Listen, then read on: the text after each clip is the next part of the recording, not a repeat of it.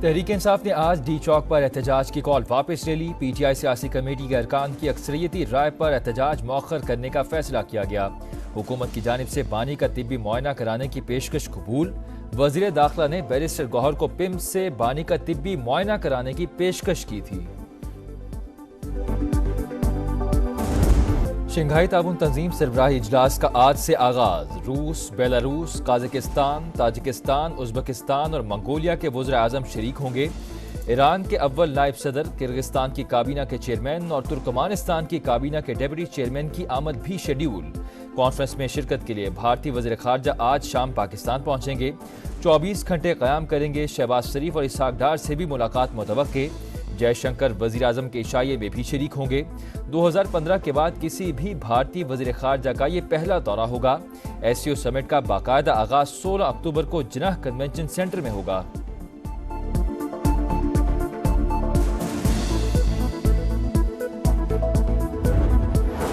پاک چین دوستی نیا سنگ میل عبور۔ دونوں ممالک کے درمیان 13 مفاہمتی یادداشتوں پر دستخط۔ کرنسی معاہدہ بھی طے پا گیا۔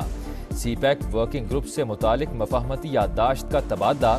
سلامتی، اطلاعات، مواصلات، صنعت، زراعت، تجارت، آبی وسائل اور دیگر شعبوں میں تعاون بڑھانے کے معاہدے۔ دونوں ممالک کے درمیان وفود کی سطح پر بھی مذاکرات۔ سرمایہ کاری بڑھانے پر اتفاق۔ پاک چین اسٹریٹجک کوآپریٹو پارٹنرشپ پر اطمینان کا اظہار۔ سی پیک کے تحت تعاون نئے مرحلے میں داخل ہو چکا، دونوں ملکوں کا عزم۔ صنعت، زراعت، آئی ٹی، سائنس اور ٹیکنالوجی سمیت تمام جاری منصوبوں کی بروقت تکمیل کی ضرورت پر زور۔ شہباز شریف کی چینی باشندوں اور منصوبوں کی حفاظت یقینی بنانے کی یقین دہانی۔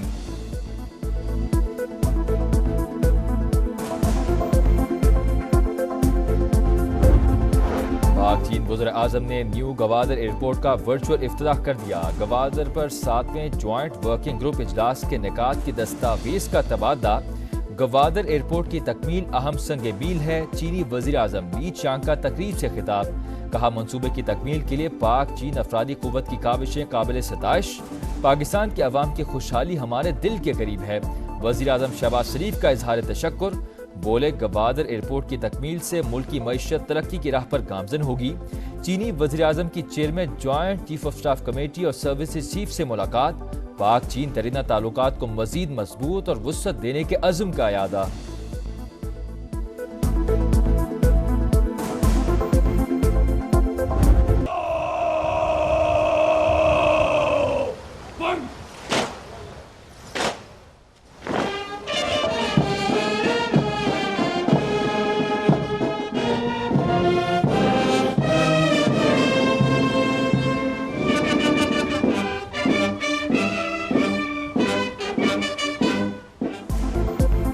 شہد سے میٹھا، محبت کا رشتہ مضبوط سے مضبوط تر۔ 11 سال بعد چینی وزیر اعظم کی پاکستان آمد۔ لی چیانگ کا فقید المثال استقبال۔ وزیر اعظم ہاؤس میں شایان شان استقبالیہ۔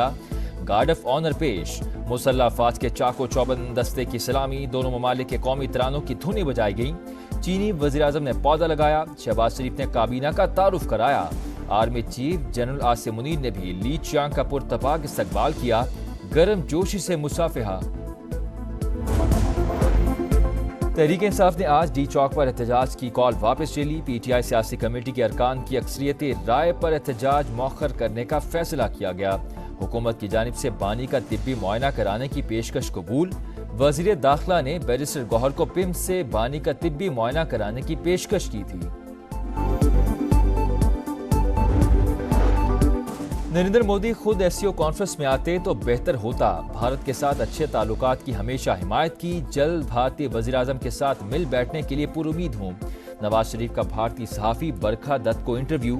وزیر اعظم مریم نواز کا شنگھائی تعاون تنظیم کانفرنس کے شرکاء کی آمد کا خیر مقدم۔ کہا اجلاس سے باہمی تعاون کے نئے راستے کھلیں گے۔ غربت کے خاتمے اور معاشی ترقی کے اہداف پورے کیے جائیں گے۔ کانفرنس پاکستان کے لیے گیم چینجر ثابت ہوگی۔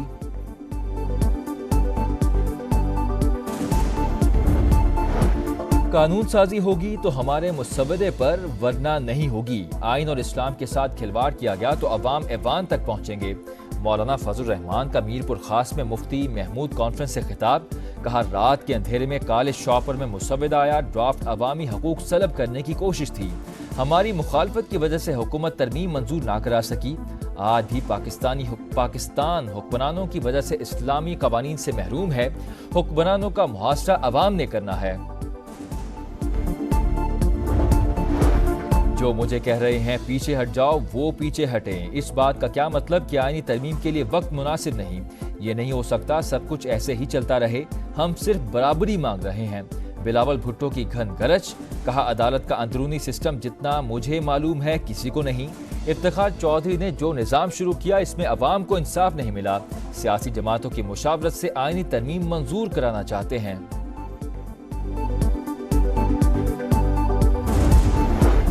آئینی ترامیم پر اتفاق رائے قائم کرنے کا بڑا چیلنج، خصوصی پارلیمانی کمیٹی کی 7ویں بیٹھک، تمام جماعتوں کے ڈرافٹ پیش، مشترکہ مسودے پر مشاورت، اے این پی کی خیبر پختونخوا کا نام بدل کر صرف پختونخوا رکھنے کی تجویز، پی ٹی آئی ارکان کی دوسری جماعتوں کے ارکان سے گرما گرمی، اجلاس بے نتیجہ ختم، 17 اکتوبر کو پھر ہوگا، پیپلز پارٹی اور ایم کیو ایم رہنماؤں کی ملاقات، آئینی ترمیم پر مل کر اور شفافیت سے آگے بڑھنے پر اتفاق۔ انکم ٹیکس گوشوارے جمع کرانے کی تاریخ میں 31 اکتوبر تک توسیع، سرکولر جاری، ایف بی آر حکام کے مطابق تاجر تنظیموں اور ٹیکس بار ایسوسی ایشنز کی درخواست پر تاریخ بڑھائی گئی۔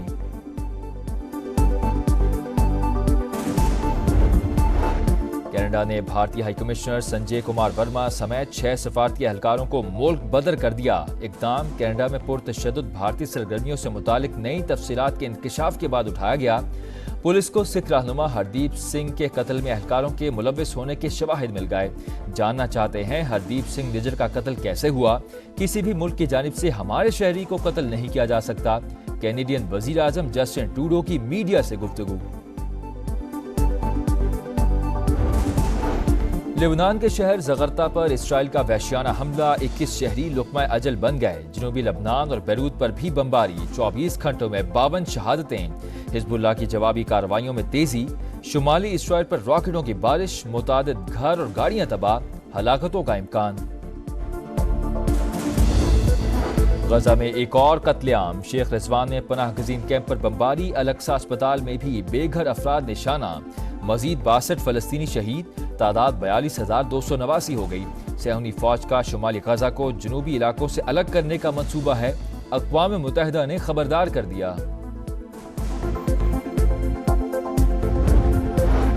انگلش ٹیم کو سپن جال میں پھنسانے کی تیاری، پاکستان کی فائنل 11 میں 3 سپنرز اور 1 فاسٹ بالر شامل۔